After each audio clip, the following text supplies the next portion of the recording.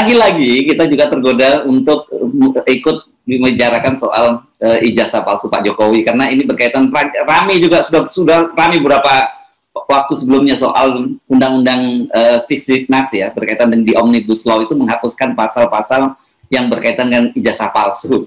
Kemudian orang, loh ini apa ada kaitannya dengan itu? Lagi-lagi kok ini kebetulan lah. Assalamualaikum warahmatullahi wabarakatuh. Breaking.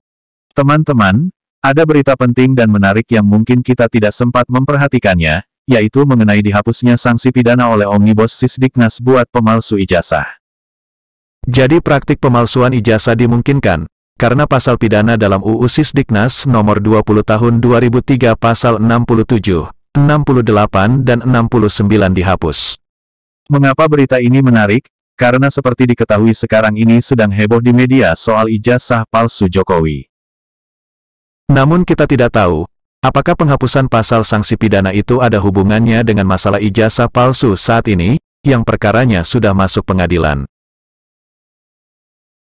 Wallahu a'lam. Untuk lebih lengkap, maka admin bacakan saja beritanya.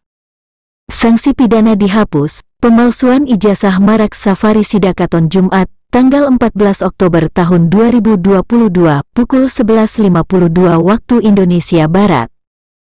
Sejumlah pihak menyoroti Undang-Undang RUU Omnibus Law Cipta Kerja yang memasukkan poin-poin pendidikan di dalamnya berpotensi melegalkan praktik pemalsuan ijazah. Praktik pemalsuan ijazah dimungkinkan karena pasal pidana dalam UU Sisdiknas No.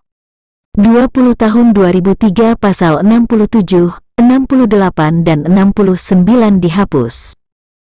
Pengamat pendidikan dari Universitas Islam Negeri, UIN, Syarif Hidayatullah Jakarta, Jejen Musfah menegaskan, sangat tidak setuju sanksi pidana terhadap pemalsuan ijazah dihapus. Apalagi pemalsuan ijazah tidak hanya menyangkut individu tapi merugikan publik dari sisi pembangunan sistem yaitu good governance dan good government. Ijazah tidak hanya terkait kepentingan individu, tetapi penggunaannya masuk ke wilayah publik.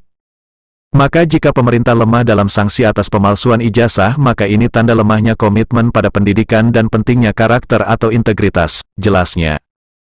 Jejen menegaskan, jika sanksi pidana dihapus, maka dampaknya jumlah kasus pemalsuan ijazah tidak akan turun, tetapi justru akan semakin meningkat dengan berbagai modus dan cara. Apalagi MK juga telah memutuskan UU Ciptaker inkonstitusional. Oleh karena itu DPR dan Kementerian Pendidikan dan Kebudayaan harus merevisi UU Ciptaker terkait pendidikan agar lebih baik sesuai aspirasi publik dan kebutuhan di masa depan. Sementara itu, pengamat hukum dari Universitas Nasional, UNAS, Jakarta, Dr. Ismail Rumadan MH juga mengatakan, jika DPR menyetujui UU Ciptaker yang melegalkan tindak pidana pemalsuan ijazah, maka bisa mendorong meningkatnya praktik pemalsuan ijazah. Hal ini tentu berakibat buruk terhadap dunia pendidikan di Indonesia. Dampak buruknya lagi, banyak pihak akan melakukan tindakan pemalsuan dokumen yang lain yang terkait dengan aspek legalitas. Misalnya berkaitan dengan legalitas hak-hak kepemilikan yang sangat rawan dengan tindakan pemalsuan, ujarnya. Anggota DPR RI fraksi PKS Dapil Sulawesi Tengah, Sakinah Al-Jufri, juga mengkritik keras dihapusnya pasal-pasal sanksi pidana dalam UU Cipta Kerja. Penghapusan pasal pidana dalam draft UU Cipta Kerja pada sektor pendidikan sangat berpotensi terhadap kembali maraknya praktik pemalsuan ijazah, ungkap Sakinah melalui WhatsApp di sela-sela kegiatan reses di Sulawesi Tengah beberapa waktu lalu. Mari kita mulai ngobrol yang mana dulu deh, dua topik ini saja. Ya itu semuanya jadi bocor dan yang terakhir saya baca bocoran Omnibus Law yang lagi disebutkan tadi bahwa ternyata memang itu agak lucu juga, kita lolos itu memperhatikan bahwa ada aturan untuk tidak lagi mempidana orang yang ijazah palsu misalnya. Yang nggak bisa dong, itu tetap bisa ada pidananya karena dia memalsukan ijazahnya itu untuk kepentingan jabatan publik, itu pidana juga. Kalau seseorang memasukkan ijazahnya untuk kawin pacarnya ditipu, itu penipuan biasa aja tuh. Kenapa percaya bahwa cinta itu dasarnya adalah A+ di dalam mata kuliah Pancasila kan nggak begitu kan.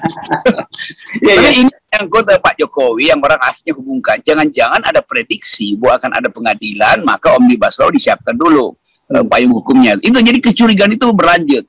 Selama Pak Jokowi juga ada dalam wilayah keraguan-raguan untuk datang menunjukkan bahwa ini ijazah saya. Kan Pak Jokowi warga negara yang dipanggil oleh pengadilan, bukan sebagai presiden kan. Pada waktu itu tuh, sekarang dia presiden tentu. Ada semacam imunitas.